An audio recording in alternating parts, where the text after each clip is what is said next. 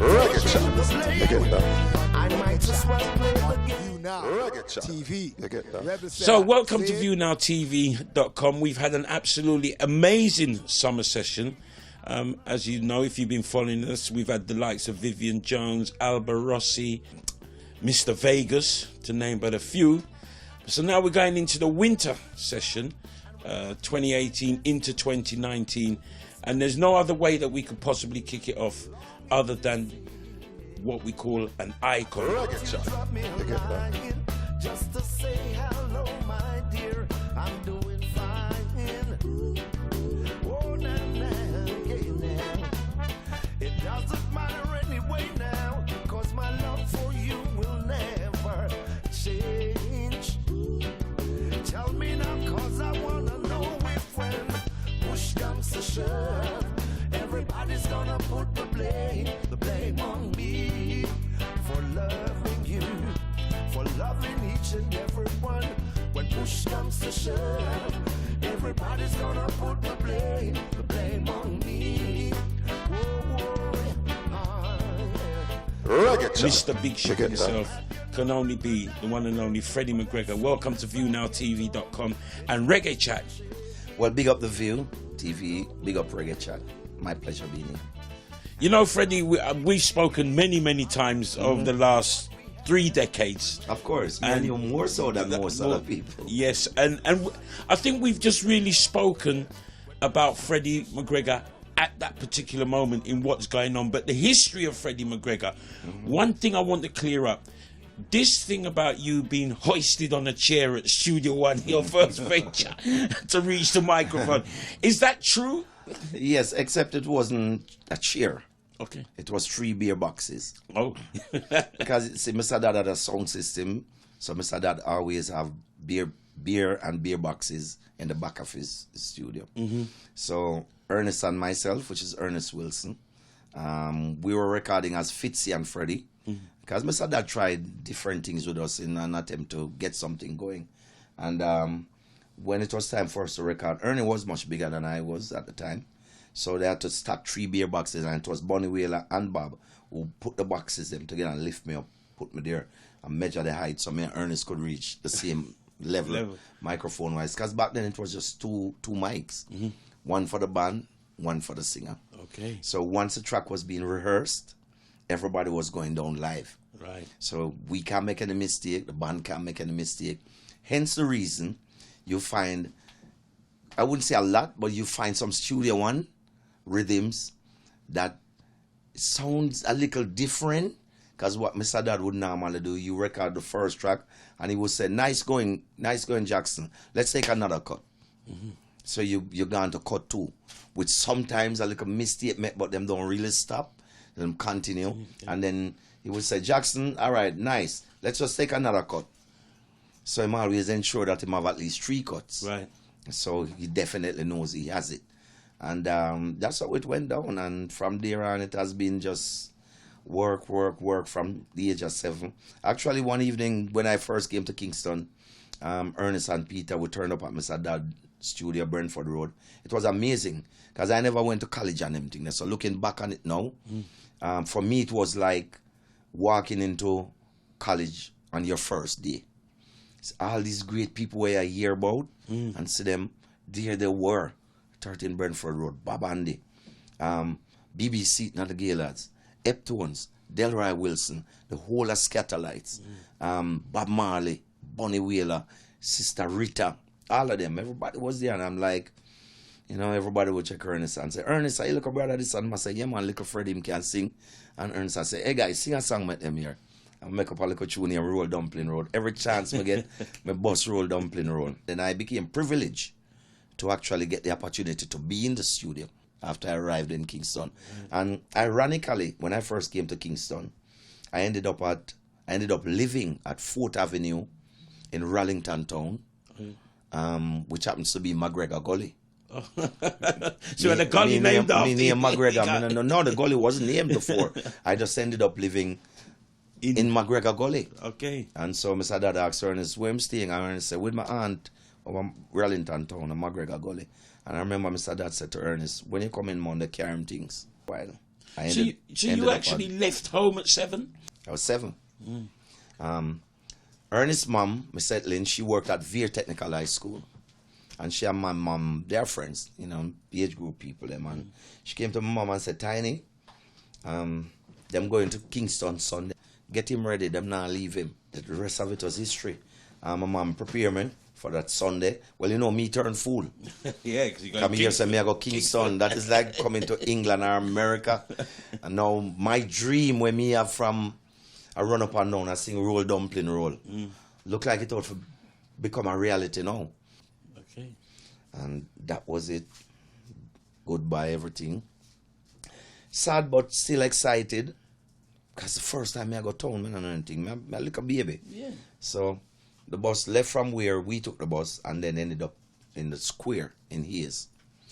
And that's where Ernest and Peter boarded the bus with me settling.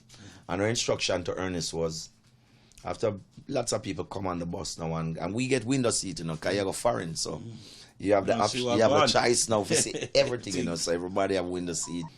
Miss Settling gave Ernest some instruction. I remember her saying to him, Ernest, take care of Tiny Picnic. When you reach, you go see one cemetery. I want to understand cemetery.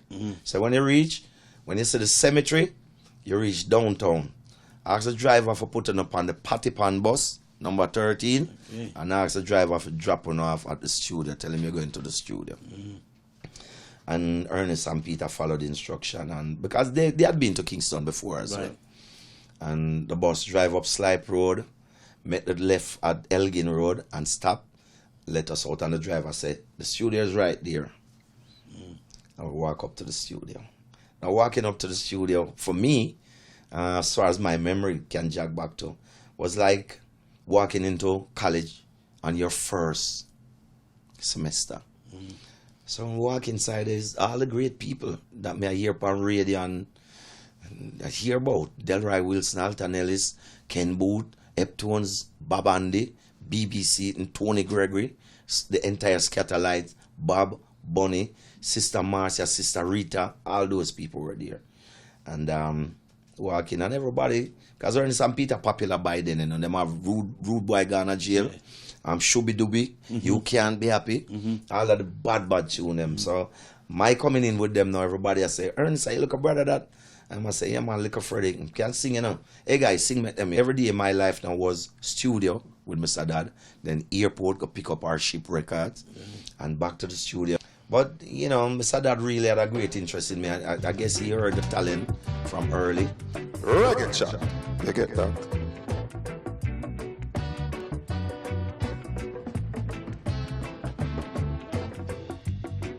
Put your trust in the Son of the Most High, children, that He shall be like Mount Zion.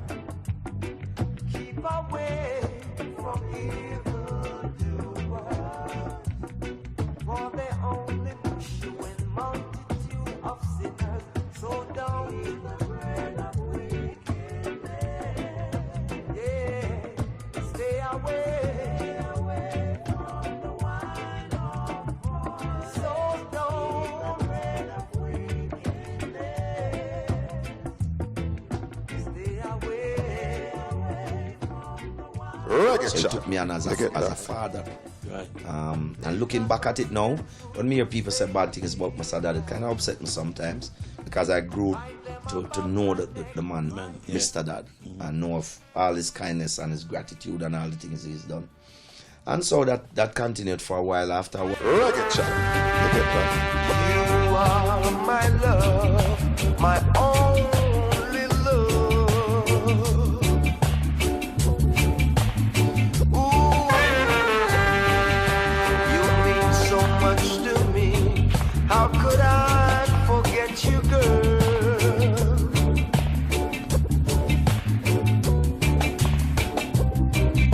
Your love is all I wanna feel. I swear my love for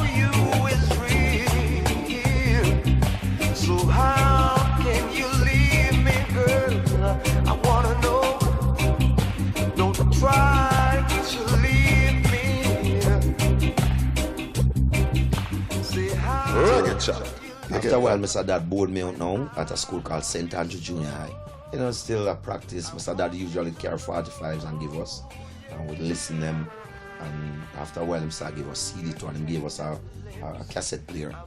So we could listen songs and study them and stuff. And that continued for a while. So where did you join in the Clarendonians? I did not join the Clarendonians. I wasn't a member of the Clarendonians, as most people have it to say. How the whole of that happened is because all three of us came from the same place. Okay. And so when we came to Kingston, Mr. Dad, after Clarendonians' popular songs, if you notice, there's never a second album with the Clarendonians. No, there's only one. Right. So Peter, who was the eldest one, he went off doing his thing. So Mr. Dad was focusing on myself and Ernest.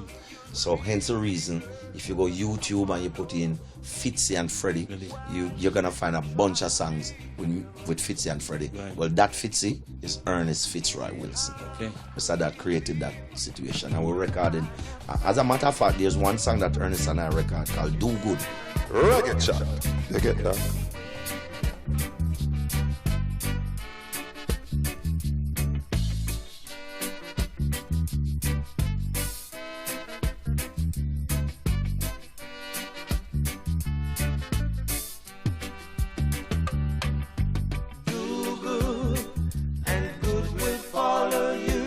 Prophecies say, what you sow, you shall surely reap.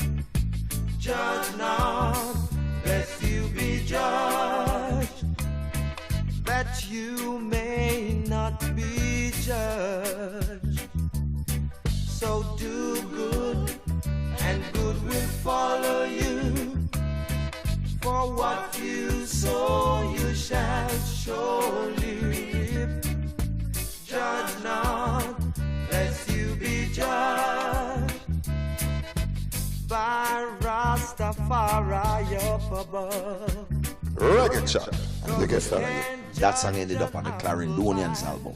Okay. But Peter did not sing in that song. And I think that's where a lot of people kind of associate me with Clarendonian, so to speak. And then Mr. Dad just started trying to find endless songs for us to record, just in search of finding something for us to do. And I stuck there with Mr. Dad from them early years until about 1979 was the first time I recorded any material outside of Studio One. Because you was at Studio One and you was a drummer in a session. Well, I learned to play drums there too, because being there from my 7-year-old in at the studio with just about every recording session. When Burning Spear came, I'd been there. When Horace and came, I did a long time. Sugar Miner, them come way after. Just name it. Johnny Osborne, everybody. When Dennis Brown was to come to the studio to record that Studio One album, Mr. Dad had told us that Jackson, Mr. Kid named Dennis Brown going coming up. For those of you who don't know, Jackson is Freddie McGregor. Well, actually, that's a nickname. Mr. Dad called everybody Oh, okay. Jackson. So Right. it doesn't matter who you were. I'm referred to you as Jackson. Okay. And so every car we see pull up the following week, well, look out for Dennis. Because Dennis was really my hero. Then Dennis as a child star, he was like Michael Jackson for we. So you keep on a lookout until one day a car drove into the studio. And we see this youth come out of the car. Bose Belfoot pants, high shoes, afro, nice puff sleeve shirt, and beautiful smile. I will recognize that was Dennis Brown. And came around to the studio, and Mr. Dada said, Jackson, this is the kid Dennis, and rare.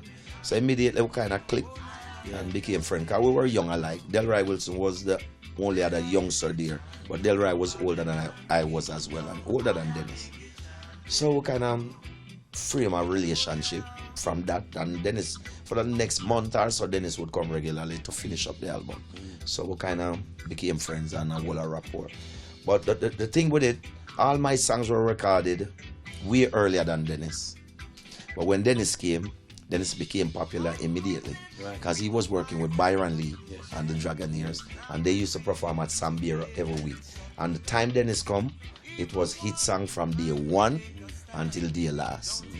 So we developed that friendship, and later on in life, as we grow older now, and it became even closer as a result of 12 Tribe of Israel and identifying each other by our spiritual name, Levi. I refer to him as Joseph, and we just build that relationship, and we've become this close as brothers until his passing.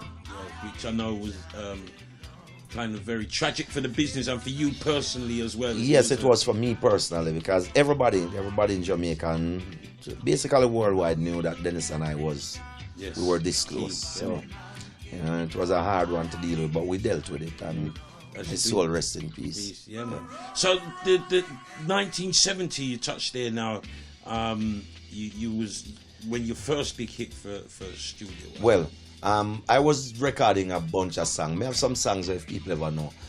We need to get them. Pledging My Love. Oh yeah. By Johnny Ace, isn't it? Johnny Ace. Yeah. That's one of the songs that I have recorded too.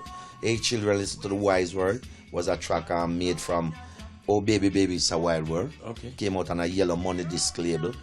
And a bunch of songs from them early days, which obviously didn't become popular and successful, while some of them were quite successful underground. Yeah.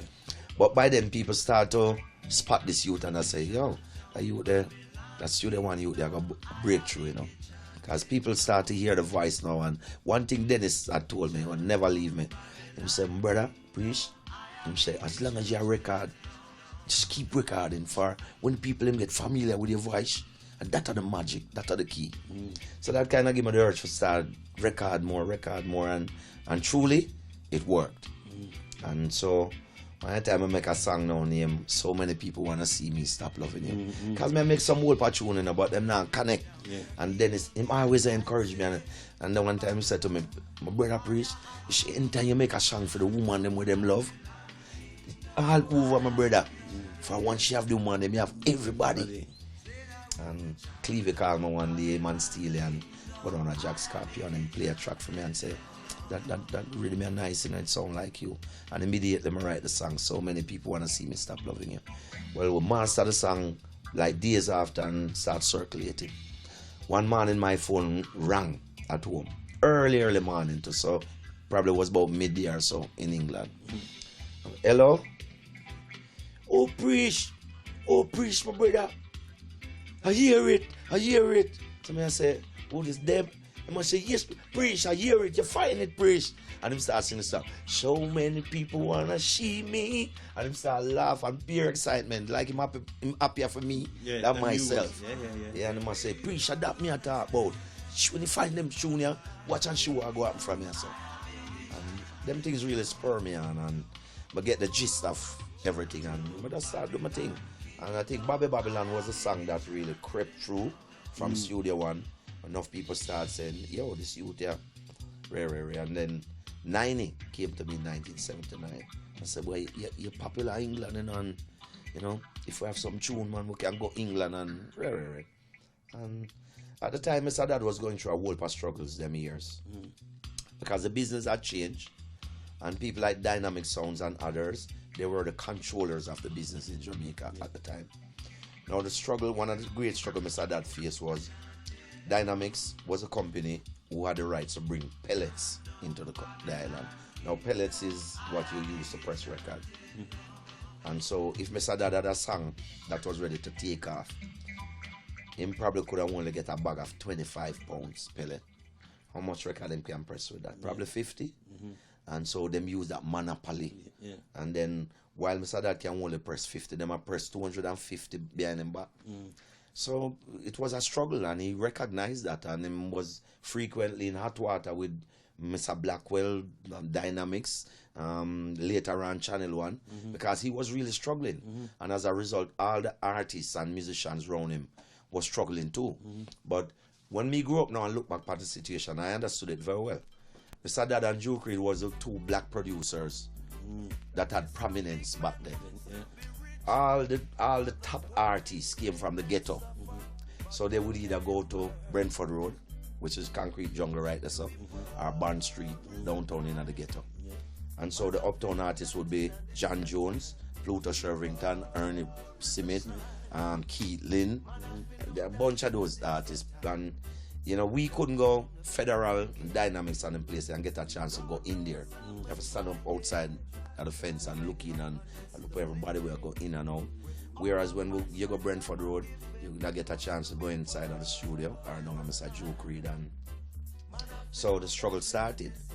And as a result, Mr. Dad fought his way. And then the thing further changed when a VP, which was Randy's, Miss Pattinger, Channel 1 to a great extent, Joe Gibbs, and all of them, Dynamics and all of them, realized that there was a market in the United States for the music as a result of the diaspora. And so they moved and opened offices. Well, Mr. Dad was really the last person to make that move. Hence the reason Studio One was established as big as it could have been in the United States. And the truth is, bottom line, them just manipulate Mr. Dad and keep him down. Get him out, yeah. Me experience the same thing, because when you take on your own studio and try to do your own thing, people don't like that. Them prefer if you come work for them. And we did kind of understand, so slavery done them time then. This is the round Bob from my youth. I call me little Freddie until him pass. And me always hear myself, oh, if we own things, you know. And that's something stuck in my head too. Hence the reason I build my own studio. And set up my own label, my own publishing. And at one point, Gang used to distribute my songs, because me have a number of songs that came out on Tough Gang label. And so jogging, jogging Sergeant Brown, quite a few songs, because Bob had given me the opportunity to use his studio to do my production. At the time I was producing Judy Moore's Black Woman album. Okay, yes. And so I got a chance to produce my own stuff. It was Bob who introduced me to Chris Blackwell. And because Bob was playing football outside one day, and me in at the studio record jogging, and Bob walked into the studio and hear the song, and I'm stop and listen to the song for a while. And I see him go outside, and I see him come back with a white man. And after I finished voice the song, he called me and say, you know that man, yeah? And I said, no, Bob. And I said, this man is Chris Blackwell. And I said, I like the song, you know. I thought the time I come on, I'm going to make him release the song. And so a deal was done, and him sent me to Nassau, Bahamas. Saw Jack Newby, the engineer, Alex Sadkin, and Stephen Stanley he was working with Tam Tam Club at the time. And so they mixed the track, and it came out here as a 12-inch with a Michigan and Smiley, One Love Jam down on the other side. So that was a transition leading up to then until 90 influence and encouraged me to come to London. And 90 make that album, which he gave to Count Shelley. That album was which That one? album was Mr. McGregor. Yes. Of Zion Chant. Quite a number of songs. I love that album. The Jackie and Count and I, Ocean of Band tune on it. And that's when I realized and recognized that my popularity was actually building in this country. Although I was in Jamaica struggling and I looked for a way out. And the first interview I did was with Mr. Radigan when I first came here in 1979. We made the album in 79. I think we came here in 1980. And that was the beginning of everything for me. But as a youth, ever since I leave country, I did always a pray say, all me want in this thing here is one song. Because my whole purpose to leaving country was to help my parents still. Of course. And so I always ask God for just give me one. You know, forgive me 2 and 3. Just find me one. Me take care of the rest. And it eventually happened. After 90 and myself made that album, Linval Thompson, who is my brother, big up Linval. Yes. One of the best producers I've ever worked with, as much as I've worked with a lot of people. And the reason I'm saying this, and I'm not afraid to say it openly, Linval to me is one of the most honest producers that I've ever worked with. Exclude Mr. Dad now, because I'm a father. Linval approached me and said, stutter, you know? Yeah. He said, make we go England, man. Some things can happen. But make we make an album and carry it, and then you go see everything happen. And that's what we did. The album turned out to be Big Ship. Sailing on the ocean. And Linval took me up to Green Sleeves. Chris Cracknell and Cedric introduced me. And Green Sleeves took the album. And I remember Linval said to him right there and then in front of me, because we all was sitting around his desk.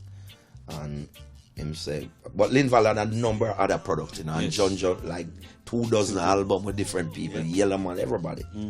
And him said to Mr. Cracknell, him say the album there with me and Freddie, any money me I go get feed, Freddie forget half of it.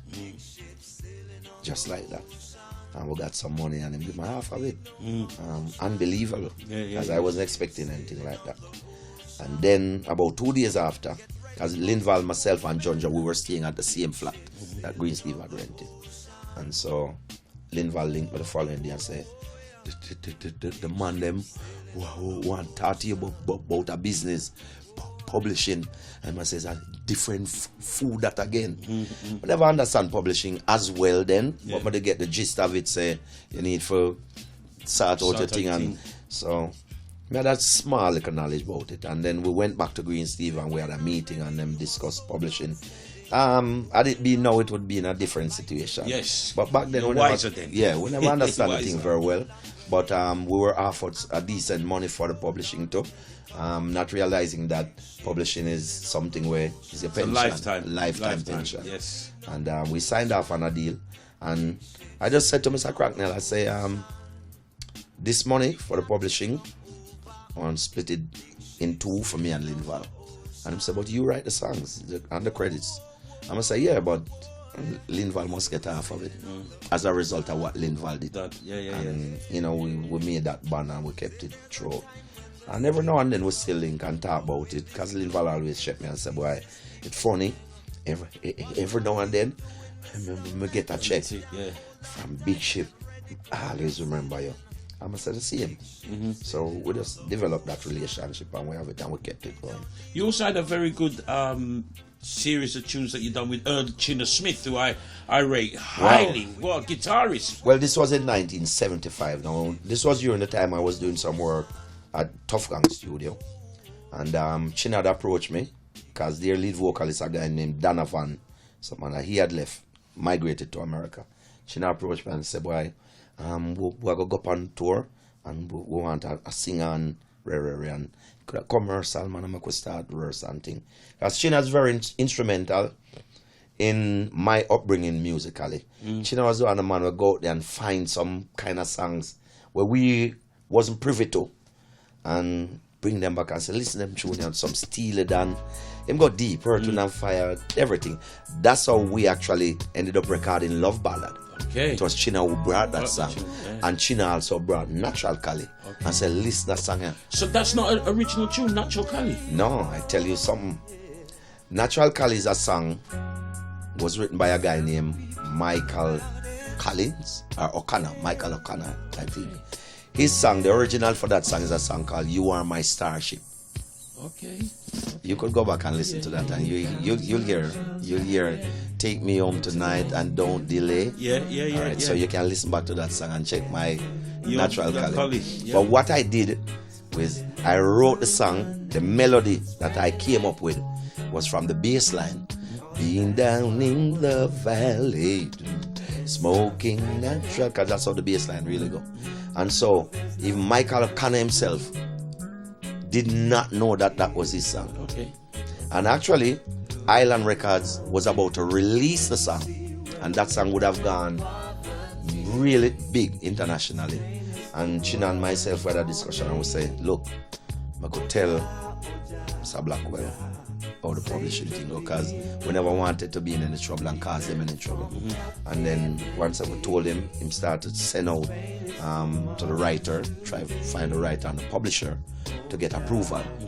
And the gentleman sent back a message and say he doesn't smoke, he doesn't have anything to do with drugs, and so he doesn't want his son to be involved with that. And that's what made that song. It would have been bigger than Just Someone to Be Lonely.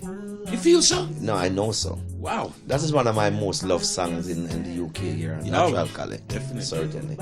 So that was that with that. And then me and Chinner continued to work for a long time. And because that was with Soul Syndicate, that band. The whole Soul Syndicate. We toured America's Soul Syndicate and the whole shebang. And Chinner and myself, we managed to coin and keep that relationship until today. One of the most respected musicians out of Jamaica. Unbelievable. Yes. Unbelievable. To the extent where I cover a number of Chinner songs. Marijuana, We Got Love.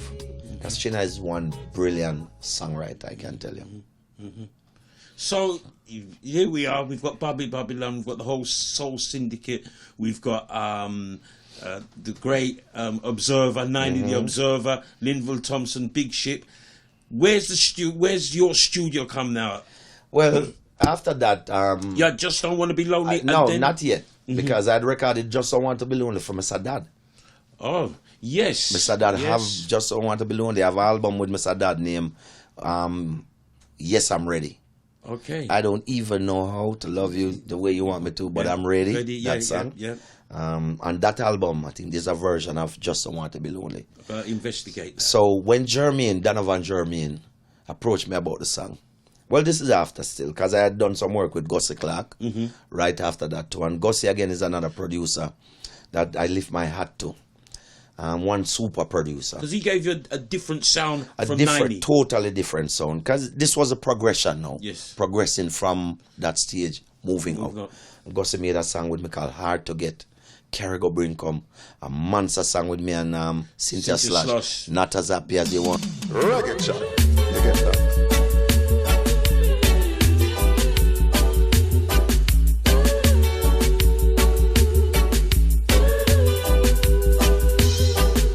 I have pulled out of this day. I've got this brand new attitude. Now I'm back in control. My love is gaining altitude. Suddenly I'm dancing to a brand new rhythm, a feeling that has set me free. I don't force the smiles, they all have meaning. Something has changed in me. You're not as happy as you want to be. I'm not as unhappy as when you left. Not as happy as you want to be. I'm not as unhappy as when you left me. Not as happy as you want to be. I'm Oh my goodness. And so we had a great time working with Gussie. And one thing I can tell you about Augustus Gussie Clark. He's a shrewd businessman. And whatever you negotiate with Gussie, it's not going to change. He's going to stick to it. So from a business perspective, you have to be smart and make sure you do the right deal, because whatever the deal is, that's what he's going to do. And I love Gussie. I respect him. Even now, I mean, a week and a half ago, Gussie checked me, give me a copy of his new double disc. Okay. He has an anthology. Yes. And so we still manage to maintain those relationships. Then Jermaine now, after those success with Gussie, Jermaine Siwagwan and linked me and asked me for a record the song Just Don't Want to Be Lonely. I was hesitant because I had already done it for Studio One. And I was in the middle of doing my album with Polydor at the time. So I explained to him, I do all these things and I don't think I would have the time. And he said to me, well, me want to release it as a single. So like how you make your album, you can have it for your album. And Robbie Lynn and I, we actually produced the song. To be honest with you, Jermaine only booked the studio time. It's Robbie Lynn and myself produced that record. It was Tough Gang. Me and Robbie Lynn ended up at the studio. Robbie said, what key we're going to do it in? We laid the key. Robbie Lynn laid the progression for the song. He said, what kind of bass line we're going to use? And at the time, I had an album that was released by Ras Records. Okay. I had a track called Ja at the Done in the area. And I thought that bass line would have fit the song Just Don't Want to Be Lonely. And on the line for Robbie, I said, Robbie, why we don't use a line like toop to doom? Reggae Chat. You get that?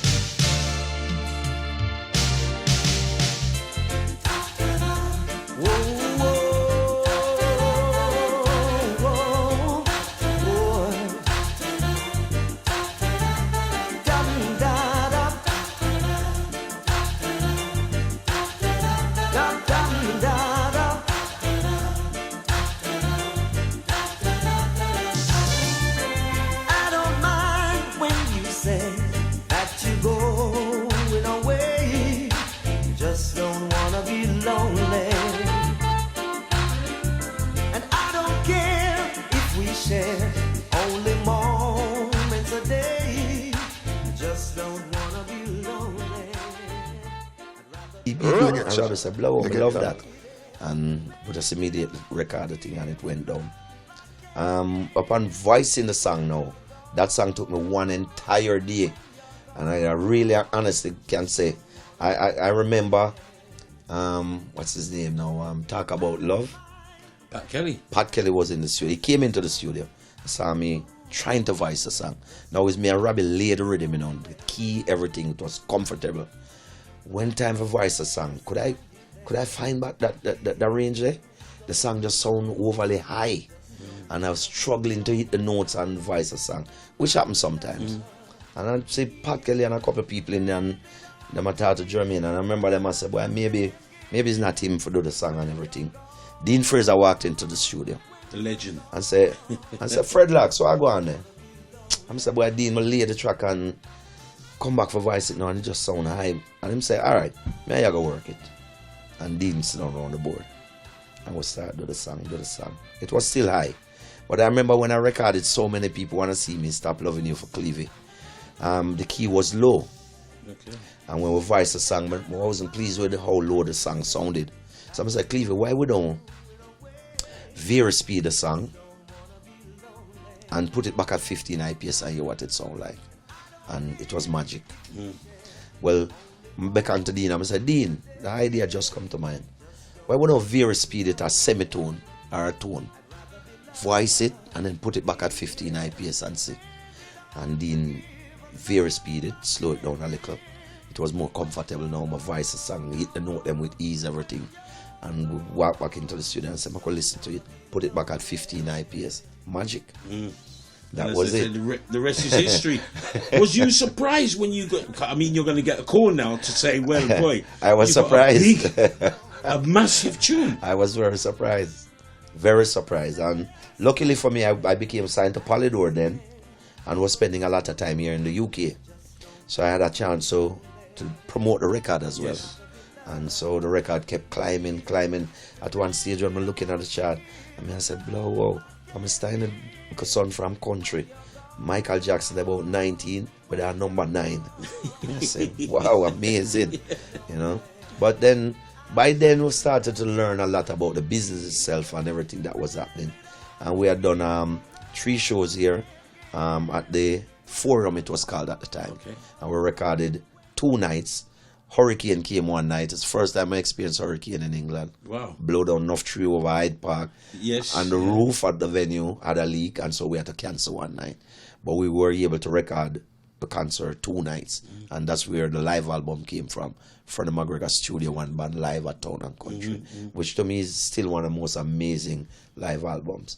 And the rest from there on is just history. Because like me tell you, say, all me did want to find a one. But God just helped me for start find enough. Yeah, I mean, there's a track. One of my, I've got a lot of Freddie favourite tracks, but there's a track, and so I will wait for you. Oh my goodness! Which is just, I heard that my track in goodness. Jamaica, and I started running up and down like a lunatic. That song is one of the biggest R&B song by a Jamaican in Jamaica, even until today.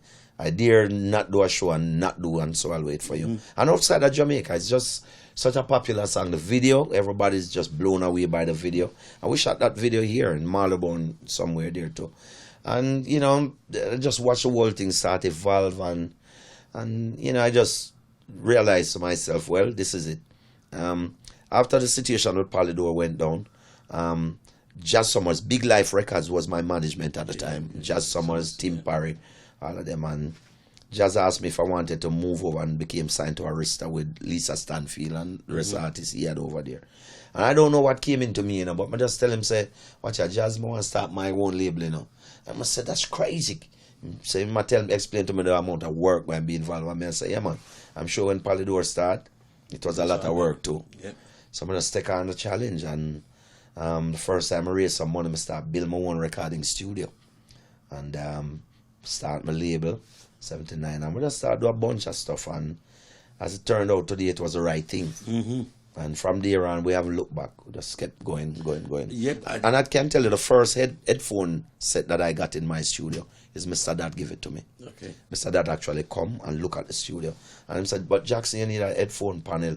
I'm say, "Yes, Mr. Dad, I need a whoop of other things, man, but and him said, link me tomorrow, may I have some down at the studio." And him gave me a number of things from my studio too, again. So Yeah, that and that is the Big Ship studio that is was Daddy. going on today, and your son is taken up the baton. I Well- remember coming there and seeing you kind of have him in the corner.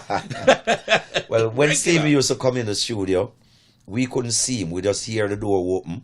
We don't see anybody. It was this small, so we know say Stephen. And then after a while, Stephen would just outside I play basketball, we play domino, ludo, whatever. And we had the drums in there beat to the point where people start ask, which drummer in there I play? And we don't know. But by now we kind of get the knock say Stephen. So I say, Stephen, you know what Stephen was doing? Have his headphone on, listening to my live album at Town and Country. Okay. And I play back everything what Cleaver play. So this time now, he was actually starting to develop his own thing. But we never really pre that deep. No. And then one time we go Florida for the summer. And Chino, Shima, everybody get the money for shopping. And he got his money too. When him come back from shopping. Stephen came back with a bass guitar. And I'm like, where your clothes there? And I said, no, daddy man, may I write on some instrument. I said, but you buy bass for him to your stuff. Give him some more money. I said, get clothes and stuff, man. Stephen come back with gadgets again. Remind me pretty much of Cleveland Brownie. Yeah. He's into gadgets. And I was really pressured. I just leave him. And then after that, I realized what he was actually doing. He was developing his skills as a musician first. And then I had a Mackie board in my first board was a Mackie 32 in the studio. And Stephen would be upstairs on the computer. I work out the board, and what him do understand him run come downstairs in the studio, physically check it out. And that's how he became an engineer. Till he's all recording you now. Everybody. From Cartel, I mean Stephen was everybody. Everybody. And he's just won a Grammy for Shakira Latin album. Because when we were on tour 2 years ago, during our days off, he would fly to Spain to work with Shakira. Okay. And he's gotten a Grammy for that. He's gotten one for Junior Gang album. So too Chino has gotten one for a song that he wrote on Junior Gang's album. So they are making strides, and that made me the happiest father too. Oh, of course, now we're here. 2018, 2018 going into 2019. So many albums deep. And you've got your current album, Back to My Roots. True to my roots. True to My Roots. Well, that project is another project. I thought at the time when we started recording the album, there was a little slump in the industry. I guess everybody was trying to find a new situation. We have started to have enough young producers, and the music started to take a little turn. Because by then, Steely had passed.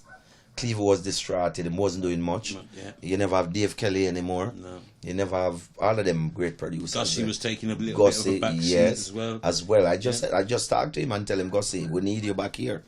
And so there was a little slump until you have some younger youths came through. Dan Carleone was one of the youths who came through with that drop leaf with him and kind of created an impact. Since then, a lot of youngsters have taken on the thing and started to do what they do. But I don't think they've gotten to the stage yet where we were and where the music should have been. And so what you're saying is gone backwards? yes, in general terms. So I'm going to go to Cleavy. I'm going to say, Cleavy, I think we'll lose the essence of the whole thing, you know. Because the youth, them are produced still. But what they were doing is like making hip-hop beats. Yeah.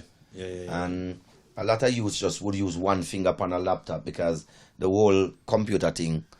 it had arrived. Yeah. So most youths would understand computer.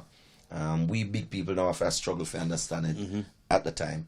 And a youth could have used one finger and just make up a rhythm on him computer. And so we were losing production quality and the essence of great production.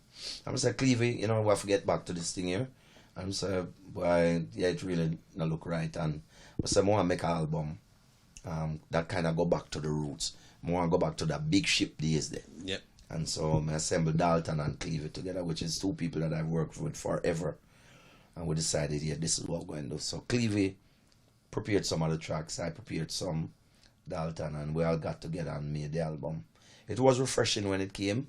Because Still refreshing. it is. I mean, at the time it came. Yeah. Because people was looking for something fresh and new. And I think True to My Roots itself did that. And then one man in Cleveland called me and said, "Blow, Freddie, get an idea now. Why you not just sing about the Dennis Brown, Your Love's Got a Hold on Me? I want to see him True to My Roots with him." I was like, Cleveland, you know, that's a good idea. I would do the song, and lo and behold, magic. So we've taken it on from then, and you know, we got a good run from the album. We toured extensively, promoted the record. It's still going strong. And then my most recent project now became Go Freddie Go. Yes. Now, is that an album or is that just Well, a that's single? a title track for my 2019 album. Okay. But it was the first single released. And so we have another single that we're going to be releasing about February. Right. And then finish work on the album and hopefully get it out by summer of 2019.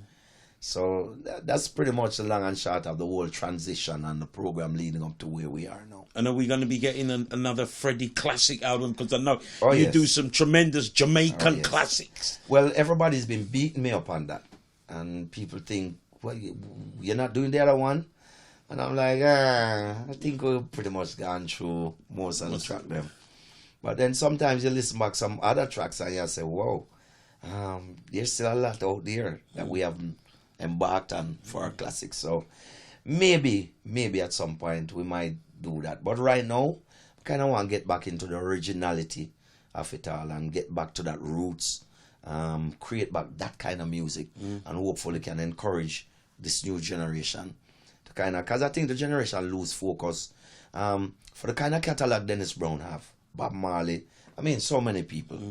I think the youths should be more inclined to look at those productions and learn something from them, and take something from them, and keep the roots of the music intact. What I'm hearing these days is mostly hip-hop beats and trying to impress the hip-hop community. And the hip-hop community don't really want to hear that. They're not interested in that. No. They want to hear a mix with some tubbies, echo and reverb, a fly. That is what interests them and excite them. That is what they want. Yeah. Them don't want we are trying to make hip-hop like them. No. So I say, we could go back to the roots, man, and create back the thing what we know about, and see if we can make the difference. So that's where I am in my head right now. Okay. And of course, this continued love affair, not only across the world, but a special love affair in London. You know what's funny? Of all the interviews I've done across the world, which is a lot, I've always singled out England as my favorite place to work. And there's a special reason. I'm not afraid to say it really. I said it every time. I don't know if it has to do with well, I'm sure it has to do with the Windrush generation. Because our parents moved here during those days and they brought the records with them. They in turn have children, which is like you and all of us here. And these kids grew up with those same music. And the parents then force it upon them literally. And so you people now end up with this double culture where you're Jamaican, you can bust a patois any minute, anytime, you can cook the rice and peas, they act still same way, everything. But as it relates to the music, England has never lost that. And I tell people that the reason I love England more than most places musically is because England not only love the music, England understand the music. And you could see that. At any of my concerts you come to, you could see that. If I do a concert in Jamaica now, Natural Cali wouldn't be relevant. No. Wine of Violence would be merely relevant. Jogging would be merely relevant. And why? Us in Jamaica don't take the time to learn the history of the music and go deep enough. We just know what's on the surface.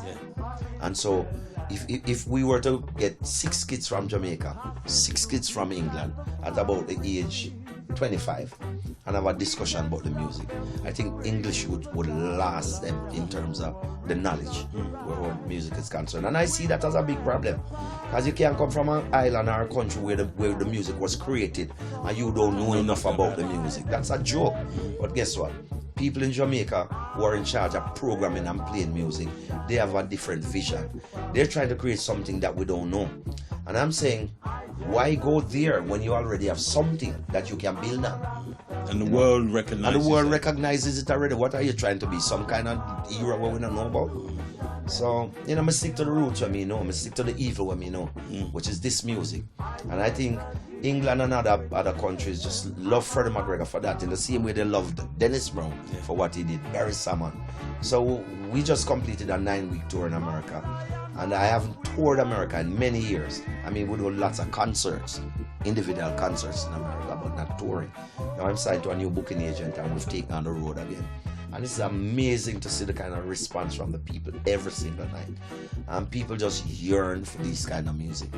And England, I mean, I've just done 4 shows here, and my goodness me. Every time I come to England, I get sucked into England more and more. The vibe, the vibe. When you do the songs them at night time and see the reaction on the people's face and how people sing along to them songs and gravitate, I'm like, no better than England. And I still hold true to that belief. They say not no better than Yard, but Freddie says not no better than England. Well, England is part of Yard, you know, because without Jamaica in England wouldn't have been the same. And that's again our Windrush family. Freddie. Yes, sir. It's been a pleasure talking to you. I think that is the most in-depth reasoning we've had. I think for it's many, one of many my years. most in-depth reasoning, because I told you a lot that I haven't said to other people. Because I'm writing a book. Yeah, I was just going to say before we go. My book is going to be called My Life and Reggae's History. Yeah. And so I'm slowly getting it together now. I feel an urgency to get it done now. So for 2019, it will be done. And there's a lot to explain and talk about. But it has been a great journey as well. And I'm thankful to all the people who have supported me throughout these many years and still continue to do so. It's amazing. So look out for the book that's coming next year. I think we're coming back with a reggae symphony concert again. That would be good. With the orchestra. We've been doing it in America to great success, and I think England is ready for it once more. Well, John isn't here, but it doesn't stop there. We're gonna continue that. Freddie, pleasure talking to you. As I said before, thanks for stopping by at ViewNowTv.com. We wait for the book, we wait for the new album, and we wait for Freddie McGregor to come with the Royal Philharmonic Concert Orchestra, all to come. Parting shot before you go, Freddie.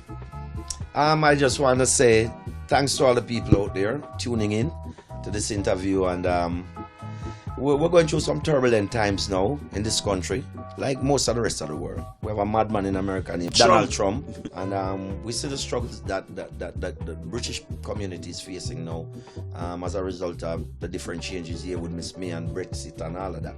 But you know something? Our people is always a resilient people, and we've been fighting for years and fighting, and we fought to this stage. And to me, I don't think it's going to get worse. I think it will get better. So everybody have to stay focused, especially the youths in this country. It's time for them to realize and recognize that you truly are the future. The other day I was 25. I'm now 62. You are the future, and time is going fast. So I want the youth them just become real sensible man and woman around here. Play the role you're supposed to. Obey your parents, for that is always the law, and just be good citizens to everyone around you, and positive vibe, man, because that's what we need around here. And we're not going to make anything and anyone dampen our spirits, because we have it in us to do great. So may I appeal to especially the youths, just get with it, get it right, and let's move forward as a people. That time is now. ViewNowTv.com. The winter session begins with big ships sailing on the ocean, and of course Jamaica's godson Freddie McGregor. Respect. Reggae Chat. You get that? Whoa, na na na, yeah, yeah now. Moving forward, ready again. Without knowledge there is no power. Without risk there is no possibility for success.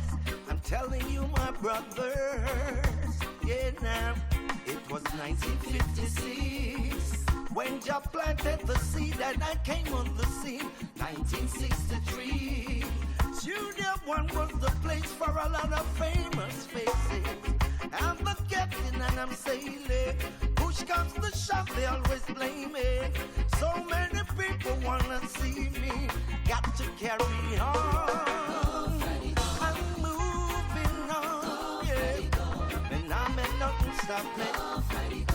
You know me not drive no low gear. No way, no.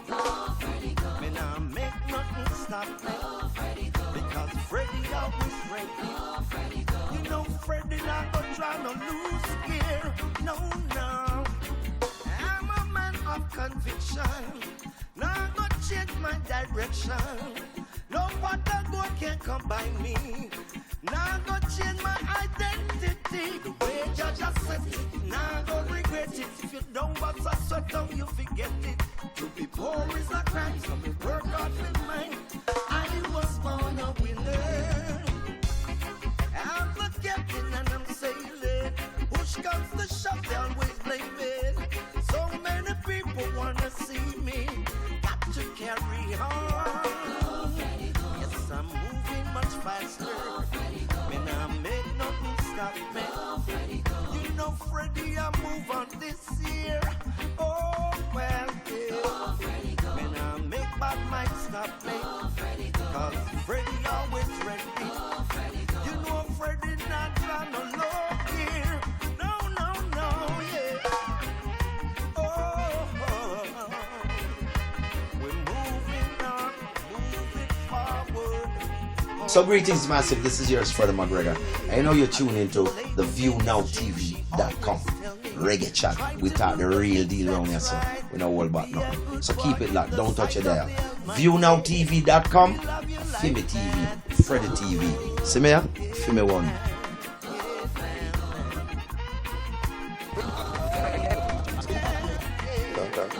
You don't know it's where representing for Reggae Chat Global. Just big up on yourself. Yeah man, just do it your way. There's no other way. Reggae Chat. You get that?